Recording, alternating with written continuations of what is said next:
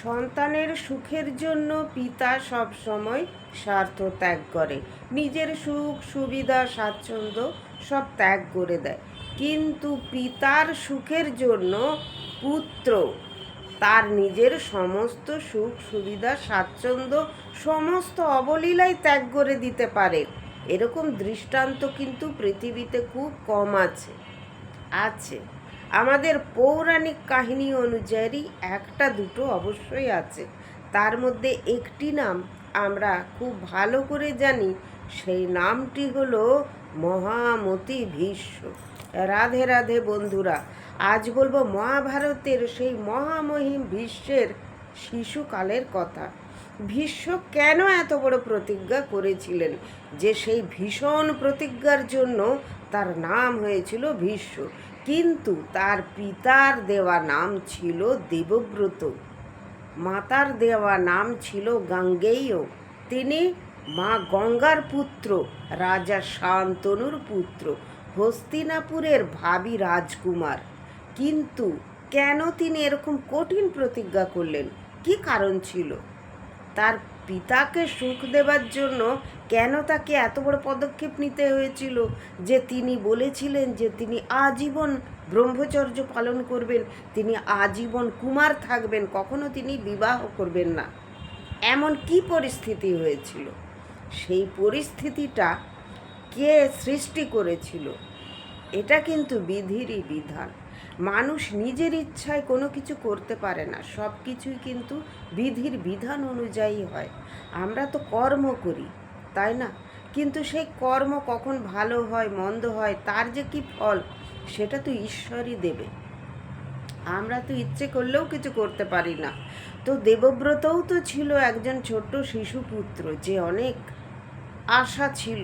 একটু একটু করে যখন বড় হচ্ছে, বিদ্যায় বুদ্ধি শৌর্যে বীর্যে তার ভুবন জোড়া নাম, কিন্তু সেই তাকে একদিন অনেক মানুষের অভিশাপের কারণ হতে হয়েছে, অনেক মানুষের হেলাছাদ্দার কারণ হতে হয়েছে। তার বংশের নাতিরা তাকে ঘৃণা করত, কৌরবরা তাকে ঘৃণা করত, অথচ তাদের জন্যই সে কিন্তু আত্মত্যাগ করেছিল। তো সে ছিল আমাদের মা গঙ্গার পুত্র ভীষ্ম, দেবব্রত গাঙ্গেয়। তার পিতা শান্তনু মা গঙ্গাকে বিবাহ করেছিলেন, কিন্তু মা গঙ্গা একটা শর্ত দিয়েছিলেন, আমি যা কাজ করব সেই কাজের কোনো কৈফিয়ত কিন্তু আমার থেকে চাওয়া চলবে না। যদি কোনো দিন আপনি আমার কাজের কৈফিয়ত চান, তাহলে সেই মুহূর্তে আমি আপনাকে ত্যাগ করে চলে যাব, আমি আর পিছন ফিরেও তাকাবো না। কিন্তু মা গঙ্গার অপরূপ সৌন্দর্যে মোহিত হয়ে রাজা শান্তনু সমস্ত শর্ত মেনে নিয়েছিলেন এবং মা গঙ্গাকে বিবাহ করে খুব সুখে দিন যাপন করছিলেন। কিছুদিন যেতেই মা গঙ্গা সন্তান সম্ভবা হলেন এবং একটি ফুটফুটে পুত্র সন্তানের জন্ম দিলেন। তারপর কি দেখা গেল, একদিন মহারাজা শান্তনু দেখলেন যে মা গঙ্গা সেই পুত্র সন্তানকে নিয়ে চলে যাচ্ছেন, গিয়ে নদীর জলে ভাসিয়ে দিলেন। তিনি এক বুক কান্না সহ্য করে চেপে রইলেন, তিনি কোনো কথা বললেন না। তার মনে পড়ে গেল তিনি যদি কৈফিয়ত চান তাহলে তার রানী তাকে ছেড়ে চলে যাবে। সে দুঃখ তিনি সহ্য করতে পারবেন না, কেননা মহারাজা শান্তনু অত্যন্ত ভালোবাসতেন গঙ্গা দেবীকে। তার প্রিয়তমা পত্নী, প্রিয়তমা মহিষী, প্রিয়তমা রানী ছিলেন মা গঙ্গা। হস্তিনাপুরের রাজা শান্তনু যেন অত্যন্ত অসহায় হয়ে দেখলেন তার পুত্রকে জলে ভাসিয়ে দিল তার স্ত্রী গঙ্গা। তিনি চুপ করে রইলেন। এইভাবে তার অনেকগুলি সন্তান জলে ভাসিয়ে দিল গঙ্গা। লাস্টের দিকে সেই সন্তান দেবব্রতকে যখন মা গঙ্গা ভাসাতে গেলেন, তখন তিনি আর ধৈর্য ধরে রাখতে পারলেন না। তিনি চিৎকার করে বললেন, এ তুমি কি করছো গঙ্গা? তুমি আমার সমস্ত সন্তানকে কেন জলে ফেলে দিচ্ছ? তুমি এত নিষ্ঠুর, এত পাষাণী কি করে হতে পারছো? তুমি তো মা। তখন মা গঙ্গা বললেন, নাও তোমার সন্তান, আমি ফিরে চললাম, আমি আর তোমার সঙ্গে থাকতে পারবো না, ভঙ্গ হয়ে গেছে শর্ত। মা গঙ্গা চলে গেলেন। তখন মহারাজ শান্তনু কাঁদতে কাঁদতে তার সন্তানকে বুকে করে নিয়ে বাড়ি ফিরে এলেন, তার রাজ্যে ফিরে এলেন এবং তিনি তার সন্তানকে মনের সুখে মানুষ করতে লাগলেন। তিনি পত্নী শোক ভুলে গেলেন, গিয়ে তার সন্তানকে বড় করতে লাগলেন। এইভাবে অনেক দিন কেটে গেছে। দেবব্রত বড় হয়ে গেছে। তিনি শৌর্যে বীর্যে চারিদিক দিয়ে তার খ্যাতি চারিদিকে। তিনি দারুণ সুন্দর যুদ্ধ করতে পারতেন। পড়াশোনা অর্থাৎ তিনি সমস্ত বিদ্যাতেও পারদর্শী হয়েছেন। সন্তানকে নিয়ে রাজা শান্তনুর অহংকারের কোনো সীমা নেই। কিন্তু তখনই বিধিবাম সেই ঘটনা ঘটে গেল। হঠাৎ তিনি সত্যবতীর দেখা পেলেন, জেলের কন্যা সত্যবতী। এই জেলের কন্যা সত্যবতীকে দেখে তিনি প্রেমে পড়ে গেলেন এবং তাকে বিবাহের প্রস্তাব দিলেন।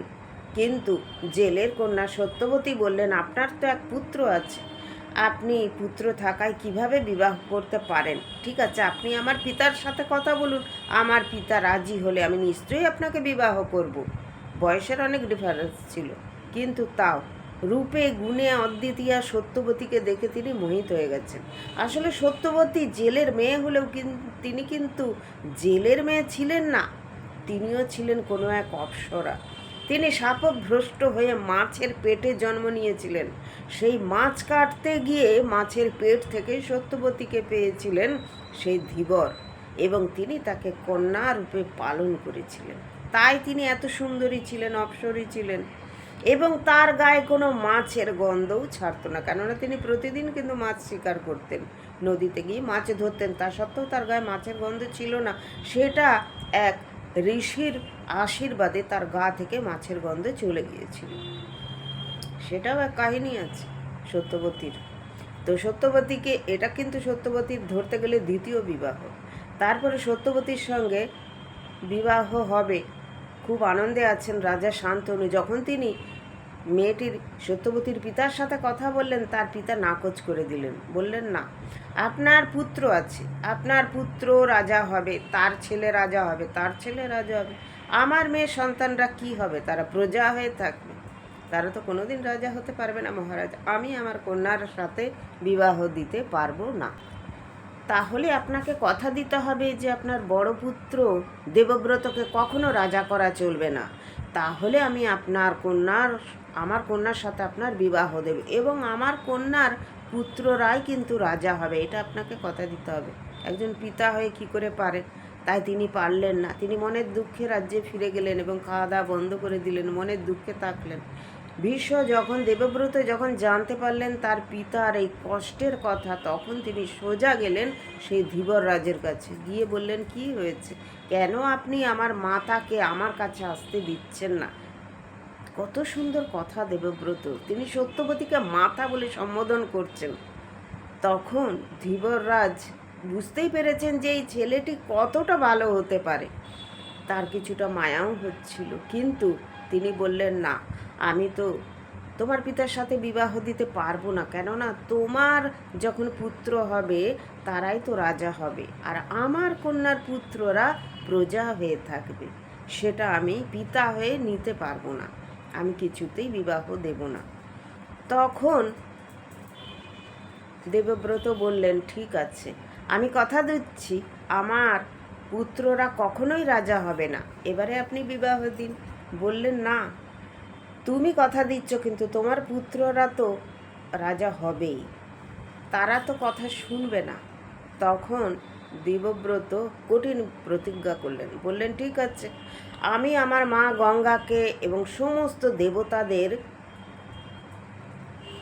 বলেই আমি প্রতিজ্ঞা করছি যে আমি কোনোদিন বিবাহ করব না, আমি চিরজীবন ব্রহ্মচর্য পালন করব, আমি চিরকুমার থাকব। এবার আপনি রাজি তো পিতার সাথে বিবাহ দিতে? তখন তার পিতা রাজি হলেন এবং বিবাহও দিলেন। তিনি সত্যবতীকে রথে করে নিয়ে এলেন, এসে রাজ্যে নিয়ে এসে তার পিতা শান্তনুর সাথে বিবাহ দিলেন। তারা খুব সুখী হলেন, কিন্তু তার পিতা এই খবরটা জানার পর কখনোই সুখে থাকতে পারেননি। তিনি কিন্তু মনে মনে ভেঙে পড়েছেন। তার এত সুন্দর পুত্র যে কিনা এত বড় একটা প্রতিজ্ঞা করল, তিনি খুব কষ্টে ছিলেন, কিন্তু খুব আনন্দিত হয়ে তার পুত্রকে আশীর্বাদ করলেন যে, পুত্র, আমি তোমাকে এই আশীর্বাদ করছি, তুমি যতদিন না নিজে চাইবে কখনো তোমার মৃত্যু তোমাকে স্পর্শ করবে না। তোমাকে আমি ইচ্ছা মৃত্যু বর দিলাম। একজন পিতার আশীর্বাদ, সেটা তো সবসময় অগ্রগণ্য না। সমস্ত দেবতার থেকেও কিন্তু পিতা মাতা আগে। তাই তার পিতার আশীর্বাদ তিনি মাথায় নিলেন। কিছুদিন পরে সত্যবতীর দুটো পুত্র হলো, চিত্রাঙ্গদার বিচিত্র বীর্য। কিন্তু সেই পুত্রদেরও কিন্তু কোনো সন্তান হলো না। তার সন্তান কিন্তু হলো অন্য কারণে। তো এই যে কৌরব পাণ্ডব এদের যুদ্ধ, মহাভারত, এত কিছু হয়ে গেল, কিন্তু শান্তনু তো বিবাহ করলেন না। শান্তনুর পুত্র ভীষ্ম বিবাহ করলেন না, কিন্তু বিচিত্রবীর্য আর চিত্রাঙ্গদ, তাদেরও কিন্তু কোনো পুত্র সন্তান হয়নি। তাদের বিধবা স্ত্রী দুজন ছিল, তাদেরই দুটি পুত্র হয়েছিল, ধৃতরাষ্ট্র ও পাণ্ডু। সেই কাহিনী আবার একদিন আপনাদের শোনাবো। সবাই খুব ভালো থাকবেন। রাধে রাধে। জয় শ্রীকৃষ্ণ। হরে কৃষ্ণ।